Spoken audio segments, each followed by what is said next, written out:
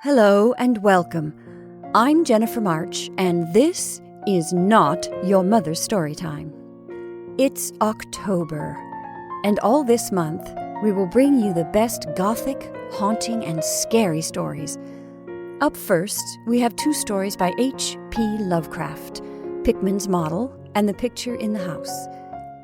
Lovecraft was virtually unknown during his lifetime, and published only in pulp magazines before he died in poverty, but now is regarded as one of the most significant 20th century authors of weird and horror fiction. And now, Pickman's Model by H.P. Lovecraft. You needn't think I'm crazy, Eliot. Plenty of others have queerer prejudices than this. Why don't you laugh at Oliver's grandfather, who won't ride in a motor? If I don't like that damn subway, it's my own business. And we got here more quickly anyhow in the taxi. We'd have had to walk up the hill from Park Street if we'd taken the car. I know I'm more nervous than I was when you saw me last year, but you don't need to hold a clinic over it. There's plenty of reason, God knows, and I fancy I'm lucky to be sane at all.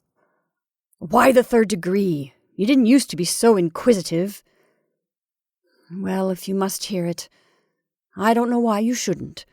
Maybe you ought to anyhow, for you keep writing me like a grieved parent when you heard I'd begun to cut the art club and keep away from Pickman. Now that he's disappeared, I go around the club once in a while, but my nerves aren't what they were. No, I don't know what's become of Pickman, and I don't like to guess. You might have surmised I had some inside information when I dropped him, and that's why I don't want to think where he's gone. Let the police find what they can. It won't be much, judging from the fact that they don't know yet of the old North End place he hired under the name of Peters. I'm not sure I could find it again myself, not that I'd ever try, even in broad daylight. Yes, I do know, or I am afraid I know, why he maintained it. I'm coming to that. And I think you'll understand before I'm through why I don't tell the police. They would ask me to guide them, but I couldn't go back there, even if I knew the way. There was something there. And now I can't use the subway, and you may as well have your laugh at this too, go down into cellars anymore. I should think you'd have known I didn't drop Pickman for the same silly reasons that fussy old women like Dr. Reed or Joe Mino or Rosworth did. Morbid art doesn't shock me, and when a man has the genius Pickman had, I feel it an honor to know him, no matter what direction his work takes. Boston never had a greater painter than Richard Upton Pickman. I said it at first, and I say it still, and I never swerved an inch either when he showed me that ghoul feeding. That, you remember, was when Mino cut him. You know, it takes profound art and profound insight into nature to turn out stuff like Pickman's. Any magazine cover hack can splash paint around wildly and call it a nightmare, or a witch's sabbath, or a portrait of the devil. But only a great painter can make such a thing really scare or ring true. That's because only a real artist knows the actual anatomy of the terrible, or the physiology of fear. The exact sort of lines and proportions that connect up with latent instincts or hereditary memories of fright, and the proper color contrasts and lighting effects to stir the dormant sense of strangeness. I don't have to tell you why Fuseli really brings a shiver, while a cheap ghost story frontispiece merely makes us laugh. There's something those fellows catch, beyond life, that they're able to make us catch for a second. Doré had it, Syme had it, Angorola of Chicago has it. And Pickman had it as no man ever had it before, or I hope to heaven ever will again. Don't ask me what it is they see. You know, in ordinary art, there's all the difference in the world between the vital, breathing thing drawn from nature, or models, and the artificial truck that commercial small fry reel off in a bare studio by rule. Well, I should say that the really weird artist has a kind of vision which makes models, or summons up what amounts to actual scenes from the spectral world he lives in. Anyhow, he manages to turn out results that differ from the pretender's mince-pie dreams in just about the same way that the life painter's results differ from the concoctions of a correspondence school cartoonist. If I had ever seen what Pickman saw. But no. Here, let's have a drink before we get any deeper.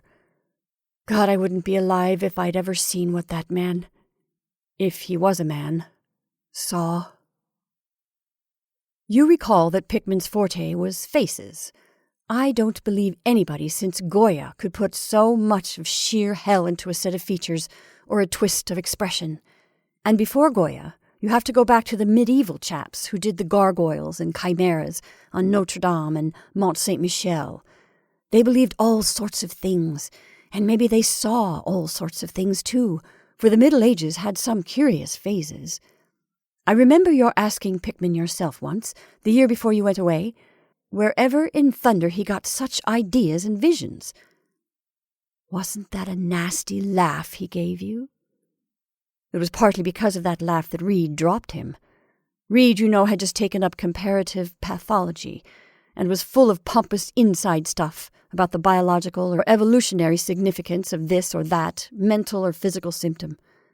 He said Pickman repelled him more and more every day, and almost frightened him towards the last, that the fellow's features and expression were slowly developing in a way he didn't like, in a way that wasn't human. He had a lot of talk about diet, and bid Pickman must be abnormal and eccentric to the last degree. I suppose you told Reed, if you and he had any correspondence over it, that he'd let Pickman's paintings get on his nerves or harrow up his imagination. I know I told him that myself, then. But keep in mind that I didn't drop Pickman for anything like this. On the contrary, my admiration for him kept growing, for that ghoul feeding was a tremendous achievement. As you know, the club wouldn't exhibit it, and the Museum of Fine Art wouldn't accept it as a gift. And I can add that nobody would buy it. So Pickman had it right in his house till he went. Now his father has it in Salem. You know Pickman comes of old Salem stock, and had a witch ancestor hanged in 1692. I got into the habit of calling on Pickman quite often, especially after I began making notes for a monogram on weird art. Probably it was his work which put the idea into my head. And anyhow, I found him a mine of data and suggestions when I came to develop it. He showed me all the paintings and drawings he had about, including some pen and ink sketches that would, I verily believe, have got him kicked out of the club if many of the members had seen them. Before long I was pretty nearly a devotee, and would listen for hours like a schoolboy to art theories and philosophic speculations wild enough to qualify him for the Danvers Asylum, coupled with the fact that people generally were commencing to have less and less to do with him, made him get very confidential with me. And one evening he hinted that if I were fairly close-mouthed and none too squeamish, he might show me something rather unusual, something a bit stronger than anything he had in the house. "You know," he said, "there are things that won't do for Newbury Street, things that are out of place here, and that can't be conceived here anyhow. It's my business to catch the overtones of the soul, and you won't find those in a parvenu set of artificial streets on made land. Back Bay isn't Boston. It isn't anything yet, because it's had no time to pick up memories and attract local spirits. If there are any ghosts here, they're the tame ghosts of a salt marsh and a shallow cove. And I want human ghosts, the ghosts of beings highly organized enough to have looked on hell and know the meaning of what they saw. The place for an artist to live is the North End. If any aesthete were sincere, he'd put up with the slums for the sake of the massed traditions. God, man, don't you realize that places like that weren't merely made, but actually grew? Generation after generation lived and felt and died there, and in days when people weren't afraid to live and feel and die. Don't you know there was a mill on Copp's Hill in 1632, and that half the present streets were laid out by 1650? I can show you houses that have stood 2 centuries and a half and more. Houses that have witnessed what would make a modern house crumble into powder. What do moderns know of life and the forces behind it? You call the Salem witchcraft a delusion, but I'll wager my 4 times great-grandmother could have told you things. They hanged her on Gallows Hill, with Cotton Mather looking sanctimoniously on. Mather, damn him, was afraid somebody might succeed in kicking free of this accursed cage of monotony. I wish someone had laid a spell on him or sucked his blood in the night. I can show you a house he lived in, and I can show you another one he was afraid to enter in spite of all his fine, bold talk. He knew things he didn't dare put into that stupid Magnalia or that puerile Wonders of the Invisible World. Look here. Do you know the whole North End once had a set of tunnels that kept certain people in touch with each other's houses, and the burying ground, and the sea? Let them prosecute and persecute above ground. Things went on every day that they couldn't reach, and voices laughed at night that they couldn't place. Why, man, out of 10 surviving houses built before 1700, and not moved since, I'll wager that in 8 I can show you something queer in the cellar. There's hardly a month that you don't read of workmen finding bricked-up arches, and wells leading nowhere in this or that old house as it comes down. You could see one near Henchman Street from the elevated last year. There were witches, and what their spells summoned, pirates, and what they brought in from the sea, smugglers, privateers, and I tell you, people knew how to live and how to enlarge the bounds of life in the old time. This wasn't the only world a bold and wise man could know. Faugh! And to think of today in contrast, with such pale pink brains that even a club of supposed artists gets shudders and convulsions if a picture goes beyond the feelings of a Beacon Street tea table. The only saving grace of the present is that it's too damned stupid to question the past very closely. What do maps and records and guidebooks really tell of the North? Bah! At a guess, I'll guarantee to lead you to 30 or 40 alleys and networks of alleys north of Prince Street that aren't suspected by the 10 living beings outside of the foreigners that swarm them. No, Thurber. These ancient places are dreaming gorgeously and overflowing with wonder and terror and escapes from the commonplace, and yet there's not a living soul to understand or profit by them. Or rather, there's only one living soul, for I haven't been digging around in the past for nothing. See here, you're interested in this sort of thing. What if I told you that I've got another studio up there, where I can catch the night spirit of antique horror and paint things that I couldn't even think of in Newbury Street? Naturally, I don't tell those cursed old maids at the club, with Reed, damn him, whispering even as it is that I'm a sort of monster, bound down the toboggan of reverse evolution. Yes, Thurber, I decided long ago that one must paint terror as well as beauty from life, so I did some exploring in places where I had reason to know terror lives. I've got a place that I don't believe 3 living Nordic men besides myself have ever seen. It isn't so very far from the elevated as distance goes, but it's centuries away as the soul goes. I took it because of the queer old brick well in the cellar, one of the sort I told you about. The shack's almost tumbling down so that nobody else would live there, and I'd hate to tell you how little I pay for it. The windows are boarded up, but I like that all the better, since I don't want daylight for what I do. I paint in the cellar, where the inspiration is thickest. But I've other rooms furnished on the ground floor. A Sicilian owns it, and I've hired it under the name of Peters. Now, if you're game, I'll take you there tonight. I think you'd enjoy the pictures, for as I said, I've let myself go a bit there. It's no vast tour. I sometimes do it on foot. for I don't want to attract attention with a taxi in such a place.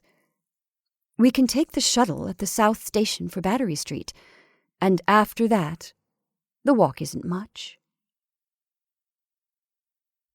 Well, Elliot, there wasn't much for me to do after that harangue, but to keep myself from running instead of walking for the first vacant cab we could sight. We changed to the elevated at the South Station, and at about 12 o'clock had climbed down the steps at Battery Street and struck along the old waterfront past Constitution Wharf. I didn't keep track of the cross streets, and I can't tell you yet which it was we turned up, but I know it wasn't Greenough Lane. When we did turn, it was a climb through the deserted length of the oldest and dirtiest alley I ever saw in my life, with crumbling-looking gables, broken small-paned windows, and archaic chimneys that stood out half-disintegrated against the moonlit sky. I don't believe there were 3 houses in sight that hadn't been standing in Cotton Mather's time.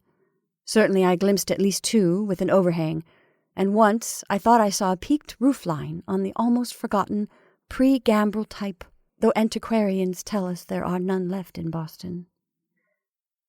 From that alley, which had a dim light, we turned to the left into an equally silent and still narrower alley, with no light at all, and in a minute made what I think was an obtuse-angled bend towards the right in the dark.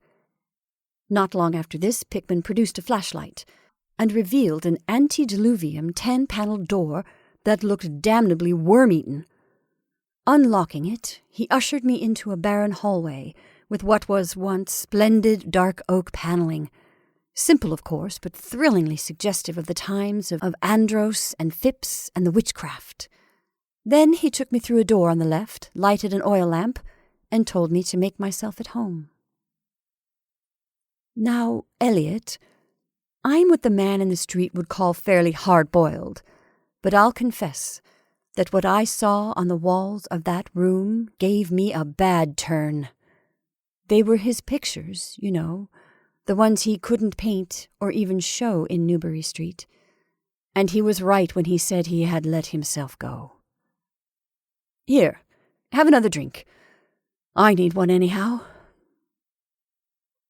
There's no use in my trying to tell you what they were like, because the awful, the blasphemous horror, and the unbelievable loathsomeness and moral fetor came from simple touches quite beyond the power of words to classify. There was none of the exotic technique you see in Sidney Syme, none of the trans-Saturnian landscapes and lunar fungi that Clark Ashton Smith uses to freeze the blood. The backgrounds were mostly old churchyards, deep woods, cliffs by the sea, brick tunnels, ancient panelled rooms, or simple vaults of masonry. Copp's Hill burial ground, which could not be many blocks away from this very house, was a favorite scene. The madness and monstrosity lay in the figures in the foreground, for Pickman's morbid art was preeminently one of demoniac portraiture. These figures were seldom completely human, but often approached humanity in varying degrees. Most of the bodies, while roughly bipedal, had a forward slumping and a vaguely canine cast. The texture of the majority was a kind of unpleasant rubberiness. Oh, I can see them now. Their occupations, well, don't ask me to be too precise. They were usually feeding. I won't say on what. They were sometimes shown in groups, in cemeteries, or underground passages, and often appeared to be in battle over their prey, or rather, their treasure trove. And what damnable expressiveness Pickman sometimes gave the slightest faces of this carnal booty.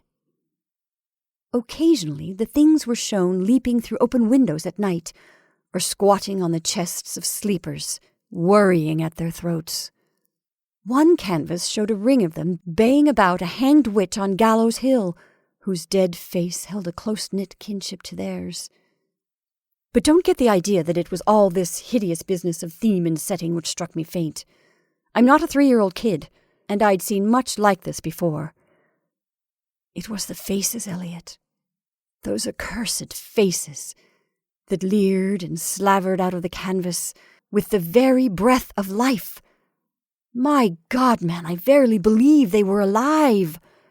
That nauseous wizard had waked the fires of hell in pigment, and his brush had been a nightmare-spawning wand. Give me the decanter, Eliot. There was one thing called the lesson. Heaven pity me that I ever saw it. Listen. Can you fancy a squatting circle of nameless dog-like things in a churchyard, teaching a small child how to feed like themselves? The price of a changeling, I suppose. You know the old myth about how the weird people leave their spawn in cradles in exchange for the human babes they steal? Pickman was showing what happens to those stolen babes, how they grow up. And then I began to see a hideous relationship in the faces of the human and non-human figures. He was, in all his gradations of morbidity between the frankly non-human and the degradingly human, establishing a sardonic link and evolution. The dog things were developed from mortals. And no sooner had I wondered what he made of their own young as left with mankind in the form of changelings, than my eye caught a picture embodying that very thought. It was that of an ancient Puritan interior, a heavily beamed room with lattice windows, a settle, and clumsy 17th century furniture, with the family sitting about while the father read from the scriptures. Every face but one showed nobility and reverence. But that one showed the mockery of the pit. It was that of a young man in years, and no doubt belonged to a supposed son of that pious father, but in essence it was the kin of the unclean things. It was their changeling, and in a spirit of supreme irony, Pickman had given the features a very perceptible resemblance to his own. By this time, Pickman had lighted a lamp in an adjoining room, and was politely holding open the door for me, asking me if I would care to see his modern studies. I hadn't been able to give him much of my opinions. I was too speechless with fright and loathing, but I think he fully understood, and felt highly complimented. And now I want to assure you again, Eliot, that I am no mollycoddle to scream at anything which shows a bit of departure from the usual. I am middle-aged and decently sophisticated, and I guess you saw enough of me in France to know I'm not easily knocked out. Remember, too, that I just about recovered my wind and gotten used to those frightful pictures, which turned colonial New England into a kind of annex of hell. Well, in spite of all this, that next room forced a real scream out of me, and I had to clutch at the doorway to keep from keeling over. The other chamber had shown a pack of ghouls and witches overrunning the world of our forefathers. But this one brought the horror right to our own daily life. God, how that man could paint! There was a study called Subway Accident, in which a flock of the vile things were clambering up from some unknown catacomb through a crack in the floor of the Boston Street subway and attacking a crowd of people on the platform. Another showed a dance on Copp's Hill among the tombs with the background of today. Then there were any number of cellar views, with monsters creeping in through holes and rifts in the masonry, and grinning as they squatted behind barrels or furnaces and waited for their first victim to descend the stairs. One disgusting canvas seemed to depict a vast cross-section of Beacon Hill, with ant-like armies of the mephitic monsters squeezing themselves through burrows that catacombed the ground. Dances in the modern cemeteries were freely pictured, and another conception somehow shocked me more than all the rest. A scene in an unknown vault, where scores of the beasts crowded about one who had a well-known Boston guidebook and was evidently reading aloud. All were pointing to a certain passage, and every face seemed so distorted with epileptic and reverberant laughter that I almost thought I heard the fiendish echoes. The title of the picture was Holmes, Lowell, and Longfellow Lie Buried in Mount Auburn. As I gradually steadied myself and got readjusted to this second room of deviltry and morbidity, I began to analyze some of the points in my sickening loathing. In the first place, I said to myself, these things repelled because of the utter inhumanity and callous crudity they showed in Pickman. The fellow must be a relentless enemy of all mankind, to take such glee in the torture of brain and flesh, and the degradation of the mortal tenement. In the second place, they terrified me because of their very greatness. Their art was the art that convinced. When we saw the pictures, we saw the demons themselves, and were afraid of them. And the queer part was that Pickman got none of his power from the use of selectiveness or bizarrerie. Nothing was blurred, distorted, or conventionalized. Outlines were sharp and lifelike, and details were almost painfully defined. And the faces. It was not merely an artist's interpretation that we saw. It was pandemonium itself, crystal clear and stark objectivity. That was it, by heaven! The man was not a fantasist or romanticist at all. He did not even try to give us the churning, prismatic ephemera of dreams, but coldly and sardonically reflected some stable, mechanistic, and well-established horror world which he saw fully, brilliantly, squarely, and unfalteringly. God knows what that world can have been, or where he ever glimpsed the blasphemous shapes that loped and trotted and crawled through it.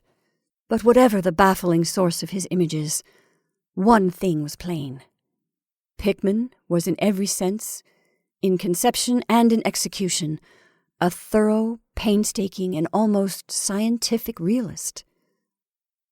My host was now leading me down the cellar to his actual studio, and I braced myself for some hellish efforts among the unfinished canvases. As we reached the bottom of the damp stairs, he fumed his flashlight to a corner of the large open space at hand, revealing the circular brick curb of what was evidently a great well in the earthen floor. We walked nearer, and I saw that it must be 5 feet across, with walls a good foot thick, and some 6 inches above the ground level. Solid work of the 17th century, or I was much mistaken. That, Pickman said, was the kind of thing he had been talking about, an aperture of the network of tunnels that used to undermine the hill. I noticed idly that it did not seem to be bricked up, and that a heavy disk of wood formed the apparent cover. Thinking of the things this well must have been connected with, if Pickman's wild hints had not been mere rhetoric, I shivered slightly, then turned to follow him up a step and through a narrow doorway into a room of fair size, provided with a wooden floor and furnished as a studio. An acetylene gas outfit gave the light necessary for work. The unfinished pictures on easels or propped against the walls were as ghastly as the finished ones upstairs, and showed the painstaking methods of the artist. Scenes were blocked out with extreme care, and penciled guidelines told of the minute exactitude which Pickman used in getting the right perspective and proportions. The man was great. I say it even now, knowing as much as I do. A large camera on a table excited my notice, and Pickman told me that he used it in taking scenes for backgrounds, so that he might paint them from photographs in the studio, instead of carting his outfit around the town for this or that view. He thought a photograph quite as good as an actual scene or model for sustained work, and declared he employed them regularly. There was something very disturbing about the nauseous sketches and half-finished monstrosities that leered round from every side of the room, and when Pickman suddenly unveiled a huge canvas on the side away from the light, I could not, for my life, keep back a loud scream. The second I had admitted that night, it echoed and echoed through the dim vaultings of that ancient and nitrous cellar, and I had to choke back a flood of reaction that threatened to burst out as hysterical laughter. Merciful Creator, Eliot, but I don't know how much was real and how much was feverish fancy. It doesn't seem to me that Earth can hold a dream like that. It was a colossal and nameless blasphemy, with glaring red eyes, and it held in bony claws a thing that had been a man, gnawing at the head as a child nibbles at a stick of candy. Its position was a kind of crouch, and as one looked, One felt that at any moment it might drop its present prey and seek a juicier morsel. But damn it all, it wasn't even the fiendish subject that made it such an immortal fountainhead of all panic.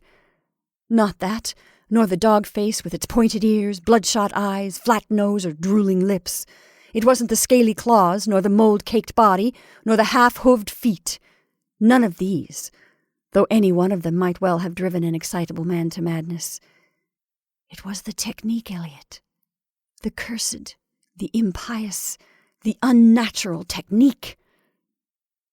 As I am a living being, I never elsewhere saw the actual breath of life so fused into a canvas.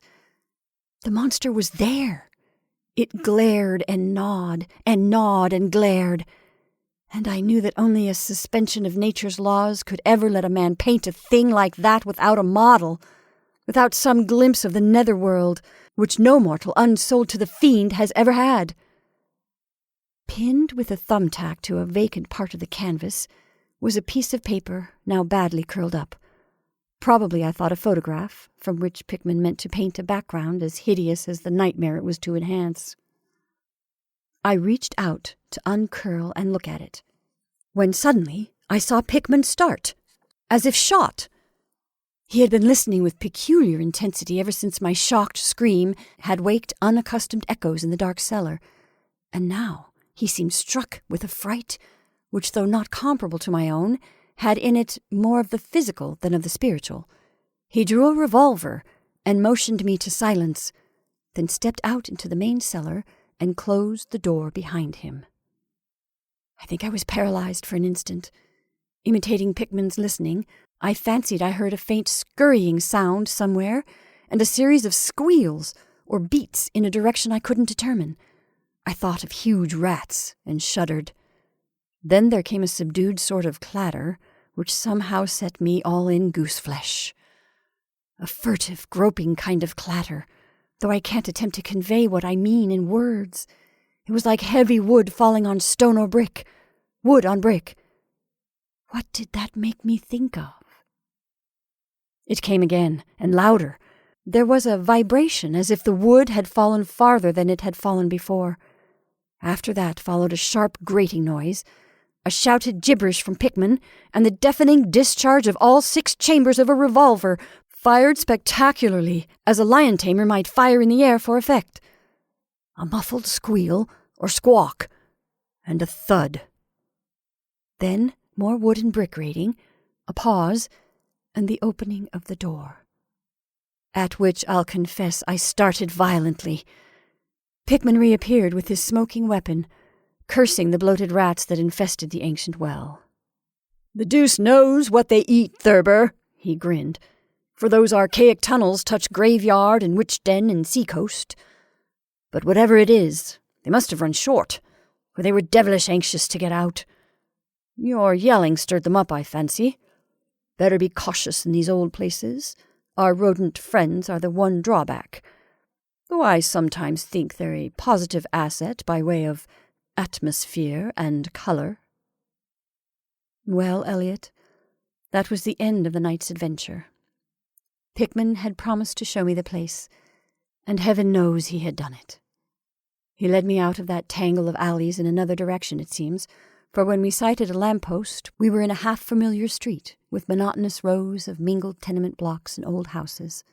Charter Street, it turned out to be, but I was too flustered to notice just where we hit it. We were too late for the elevated and walked back downtown through Hanover Street. I remember that wall. We switched from Tremont up Beacon, and Pickman left me at the corner of Joy, where I turned off. I never spoke to him again. Why did I drop him? Don't be impatient. Wait till I ring for coffee. We've had enough of the other stuff. But I, for one, need something. No, it wasn't the paintings I saw in that place, though I'll swear they were enough to get him ostracized in 9/10 of the homes and clubs of Boston, and I guess you won't wonder now why I have to steer clear of subways and cellars. It was something I found in my coat the next morning. You know the curled-up paper tacked to the frightful canvas in the cellar? The thing I thought was a photograph of some scene he meant to use as a background for that monster. That last scare had come while I was reaching to uncurl it, and it seems I had vacantly crumpled it into my pocket. But here's the coffee. Take it black, Elliot, if you're wise. Yes, that paper was the reason I dropped Pickman. Richard Upton Pickman, the greatest artist I have ever known, and the foulest being that ever leaped the bounds of life into the pits of myth and madness. Elliot, old Reed was right. He wasn't strictly human. Either he was born in strange shadow, or he'd found a way to unlock the forbidden gate. It's all the same now, for he's gone, back into the fabulous darkness he loved to haunt. Here, let's have the chandelier going. Don't ask me to explain, or even conjecture about what I burned. Don't ask me either what lay behind that mole-like scrambling Pickman was so keen to pass off as rats. There are secrets, you know, which might have come down from old Salem times, and Cotton Mather tells even stranger things. You know how damned lifelike Pickman's paintings were? How we all wondered where he got those faces. Well, that paper wasn't a photograph of any background after all. What it showed was simply the monster being he was painting on that awful canvas. It was the model he was using, and its background was merely the wall of the cellar studio in minute detail. By God, Elliot, it was a photograph from life.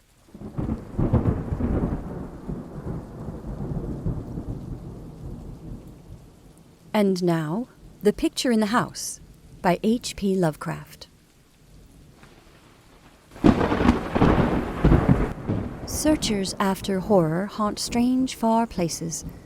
The haunted wood and the desolate mountain are their shrines, but the true epicure in terrible esteems most of all the ancient, lonely farmhouses of backwoods New England. For there the dark elements of strength, solitude, grotesqueness, and ignorance combine to form the perfection of the hideous. Most horrible of all sights are the little unpainted wooden houses, remote from travelled ways. In such houses have dwelt generations of strange people whose like the world has never seen. Seized with a gloomy and fanatical belief which exiled them from their kind, their ancestors sought the wilderness for freedom. There the scions of a conquering race indeed flourished free from the restrictions of their fellows. By necessity practical, and by philosophy stern, these folks were not beautiful in their sins. Erring as all mortals must, they were forced by their rigid code to seek concealment above all else. Only the silent, sleepy, staring houses in the backwoods can tell all that has lain hidden since the early days, and they are not communicative, being loath to shake off the drowsiness which helps them forget. Sometimes one feels that it would be merciful to tear down these houses, for they must often dream. It was to a time-battered edifice of this description that I was driven one afternoon in November 1896 by a rain of such chilling copiousness that any shelter was preferable to exposure. I had deemed it convenient to employ a bicycle, despite the lateness of the season. Now I found myself upon an apparent abandoned road which I had chosen as the shortest cut to Arkham, overtaken by the storm. Distant though it is from the remnant of a road, this house nonetheless impressed me unfavorably the very moment I espied it. Honest, wholesome structures do not stare at travelers so slyly and hauntingly, and in my geological researches I had encountered legends of a century before which biased me against places of this kind. Yet the forces of the elements were such as to overcome my scruples, and I did not hesitate to wheel my machine up to the weedy rise, to the closed door, which seemed at once so suggestive and secretive. I had somehow taken it for granted that the house was abandoned, yet as I approached it, I was not so sure. For though the walks were indeed overgrown with weeds, they seemed to retain their nature a little too well to argue complete desertion. Therefore, instead of trying the door, I knocked, feeling as I did so a trepidation I could scarcely explain. However, my rapping evoked no response, so after repeating the summons I tried the rusty latch and found the door unfastened. Inside was a little vestibule with walls from which the plaster was falling, and through the doorway came a faint but peculiarly hateful odor. I entered, carrying my bicycle, and closed the door behind me. Ahead rose a narrow staircase, flanked by a small door, probably leading to the cellar, while to the left and right were closed doors leading to rooms on the ground floor. Leaning my cycle against the wall, I opened the door at the left, and crossed into a small, low-ceiled chamber but dimly lighted by its 2 dusty windows, and furnished in the barest and most primitive possible way. It appeared to be a kind of sitting room, for it had a table and several chairs, and an immense fireplace, above which ticked an antique clock on a mantel. Books and papers were very few, and in the prevailing gloom I could not readily discern the titles. What interested me was the uniform air of archaism as displayed in every visible detail. Most of the houses in this region I had found rich in relics of the past, but here the antiquity was curiously complete, for in all the room I could not discover a single article of definitely post-Revolution date. Had the furnishings been less humble, the place would have been a collector's paradise. As I surveyed this quaint apartment, I felt an increase in that aversion first excited by the bleak exterior of the house. Just what it was that I feared or loathed, I could by no means define, but something in the whole atmosphere seemed redolent of unhallowed age, of unpleasant crudeness, and of secrets which should be forgotten. I felt disinclined to sit down, and wandered about examining the various articles which I had noticed. The first object of my curiosity was a book of medium size lying upon the table and presenting such an antediluvian aspect that I marveled at beholding it outside a museum or library. It was bound in leather with metal fittings, and was in an excellent state of preservation, being altogether an unusual sort of volume to encounter in an abode so lowly. When I opened it to the title page, my wonder grew even greater, for it proved to be nothing less rare than Pigafetta's account of the Congo region, written in Latin from the notes of the sailor Lopez, and printed in Frankfurt in 1598. I had often heard of this work, with its curious illustrations by the brothers de Bry, hence for a moment forgotten my uneasiness and my desire to turn the pages before me. The engravings were indeed interesting, drawn wholly from imagination and careless descriptions, nor would I soon have closed the book had not an exceedingly trivial circumstance upset my tired nerves and revived my sense of disquiet. What annoyed me was merely the persistent way in which the volume tended to fall open of itself at plate 12, which represented in gruesome detail a butcher's shop of the cannibal Anziques. I experienced some shame at my susceptibility to so slight a thing, but the drawing nevertheless disturbed me, especially in connection with some adjacent passages descriptive of Anzique gastronomy. I had turned to a neighboring shelf and was examining its meager library contents when my attention was aroused by the unmistakable sound of walking in the room overhead. At first astonished and startled, considering the lack of response to my recent knocking at the door, I immediately afterward concluded that the walker had just awakened from a sound sleep, and listened with less surprise as the footsteps sounded on the creaking stairs. The tread was heavy, yet seemed to contain a curious quality of cautiousness, a quality which I disliked the more because the tread was heavy. When I had entered the room, I had shut the door behind me. Now, after a moment of silence, during which the walker may have been inspecting my bicycle in the hall, I heard a fumbling at the latch, and saw the panelled portals swing open again. In the doorway stood a person of such singular appearance that I should have exclaimed aloud but for the restraints of good breeding. Old, white-bearded, and ragged, my host possessed a countenance and physique which inspired equal wonder and respect. His height could not have been less than 6 feet, and despite a general air of age and poverty, he was stout and powerful in proportion.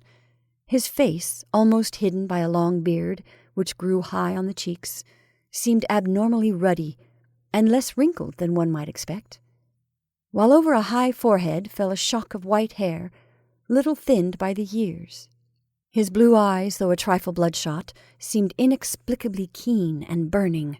But for his horrible unkemptness, the man would have been as distinguished-looking as he was impressive. The unkemptness, however, made him offensive despite his face and figure. Of what his clothes consisted I could hardly tell, for it seemed to me no more than a mass of tatters, surmounting a pair of high, heavy boots, and his lack of cleanliness surpassed description.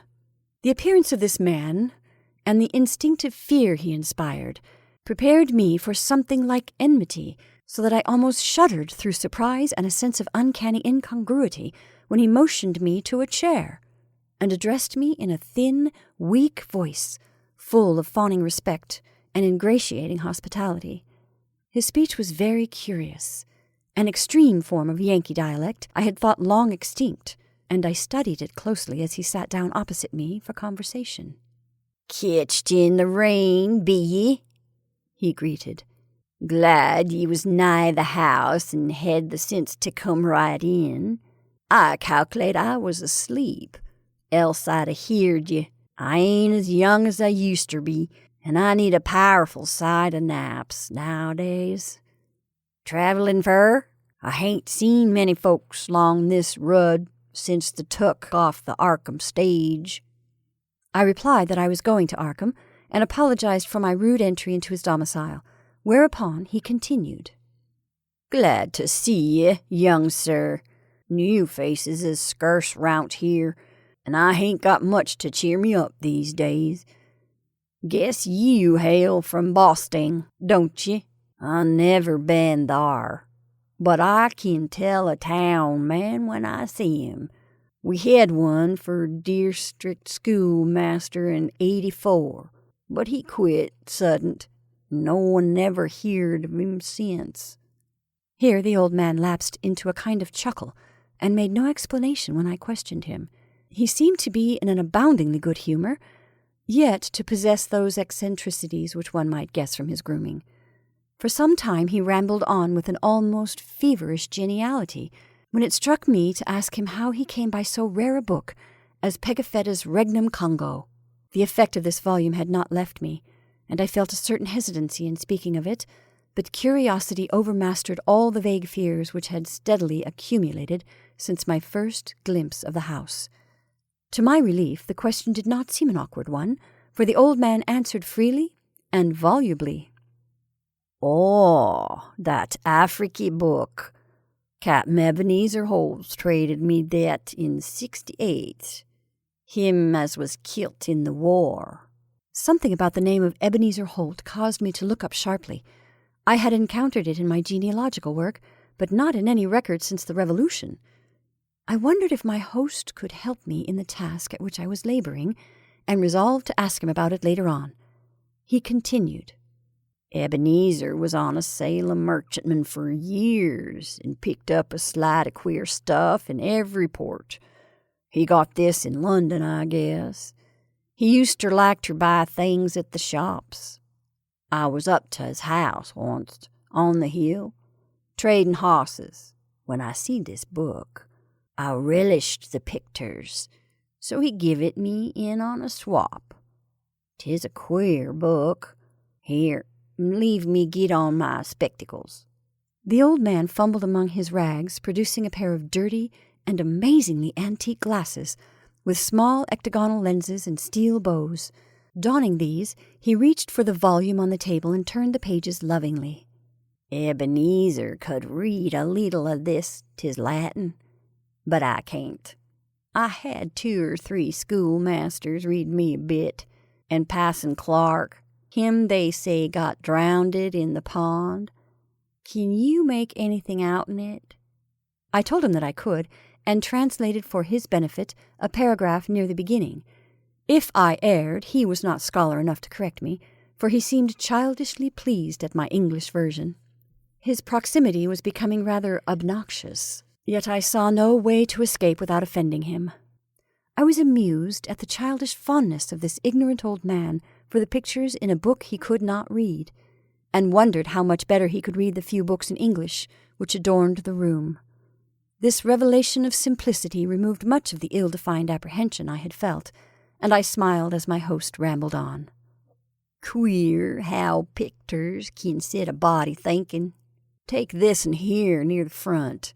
Have you ever seed trees like that, with big leaves a-flopping over and down? And them men, they do beat all.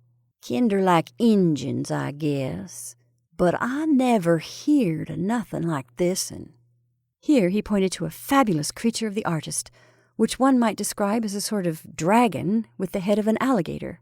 But now I'll show ye the best'n. Over here, nigh the middle. The old man's speech grew a trifle thicker, and his eyes assumed a brighter glow. But his fumbling hands, though seemingly clumsier than before, were entirely adequate to their mission. The book fell open, almost of its own accord, and as if from frequent consultation at this page, to the repellent 12th plate, showing a butcher's shop among the Anzique cannibals. My sense of restlessness returned, though I did not exhibit it. The limbs and quarters hanging about the walls of the shop were ghastly, while the butcher with his axe was hideously incongruous.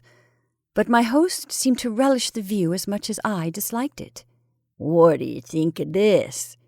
Ain't never seen the like hereabouts, eh? When I see this, I tell Eb Holt, that's something to stir ye up and make your blood tickle. When I read in Scripter about slaying, like them Midianites was slew, I kinder think things, but I ain't got no picter of it. Here, a body can see all they is to it. I suppose 'tis sinful, but ain't we all born and living in sin? That feller being chopped up gives me a tickle every time I look at him. I had to keep looking at him. See where the butcher cut off his feet? Thar's his head on that bench, with one arm side of it, and t'other arm's on the other side of the meat block. As the man mumbled on in his shocking ecstasy, the expression on his hairy spectacled face became indescribable, but his voice sank rather than mounted. My own sensations can scarcely be recorded. All the terror I had dimly felt before rushed upon me actively and vividly, and I knew that I loathed the ancient and abhorrent creature so near me with an infinite intensity. His madness, or at least his partial perversion, seemed beyond dispute. He was almost whispering now, with a huskiness more terrible than a scream, and I trembled as I listened. As I says, 'tis queer how picters set ye thinking. D'ye know, young sir, I'm right sot on this'n here. Arter I got the book off Eb, I used ter look at it a lot, especially when I heard Passon Clark rant o' Sundays in his big wig. Onct I tried something funny. Here, young sir, don't get skeert. All I'd done was to look at the picter afore I kilt the sheep for market. Killin' sheep was kinder more fun arter lookin' at it. The tone of the old man now sank very low, sometimes becoming so faint that his words were hardly audible. I listened to the rain, and to the rattling of the bleared, small-paned windows, and marked a rumbling of approaching thunder quite unusual for the season. Once a terrific flash and peal shook the frail house to its foundations, but the whisperer seemed not to notice. Killin' sheep was kinder more fun, but d'ye know, 'twasn't quite satisfying. Queer how craving gets a holt on ye. As you love the Almighty, young man, don't tell nobody, but I swore ter God that picter begun to make me hungry for victuals I couldn't raise nor buy. Here, set still. What's ailin' ye? I didn't do nothin', only I wondered how 'twould be if I did.